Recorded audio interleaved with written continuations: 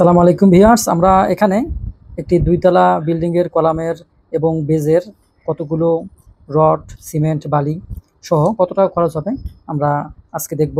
তো এখানে যে বেজটা দেখতে পাচ্ছেন, এই বেজ হচ্ছে 4 ফিট বাই 4 ফিট এবং এখানে দেওয়া আছে সোলিং, এর উপরে আরসিসি।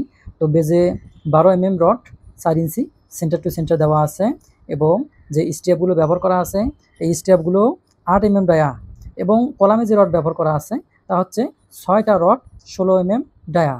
এবার আমরা যদি দেখি যে আমার এইখানে অর্থাৎ এটা হচ্ছে মাটির লেভেল, এই লেভেল থেকে আমার এই বেজের নিচ পর্যন্ত এবং উপর থেকে এটা হচ্ছে পিএলের এই জায়গা পর্যন্ত মোট গভীরতা হচ্ছে 5 ফিট 3 ইঞ্চি এবং উপরের কলাম হচ্ছে 10 ফিট। আমরা এখন হিসাবটা দেখব।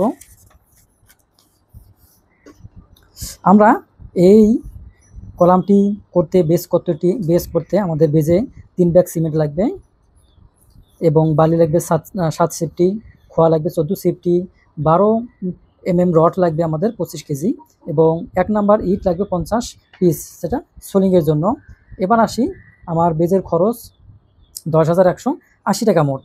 এবার আমরা আসি কলামের আমরা মালামালগুলো দেখব। আমাদের সিমেন্ট লাগবে 2 ব্যাগ, বালি লাগবে 6 সেফটি, খোয়া লাগবে 12 সেফটি, 16 ডায়া রড এখানে লাগবে 45 কেজি এবং 8 স্টিরাপের চুরির জন্য যে রডগুলো ব্যবহার করা হবে সেটা লাগবে 6 কেজি।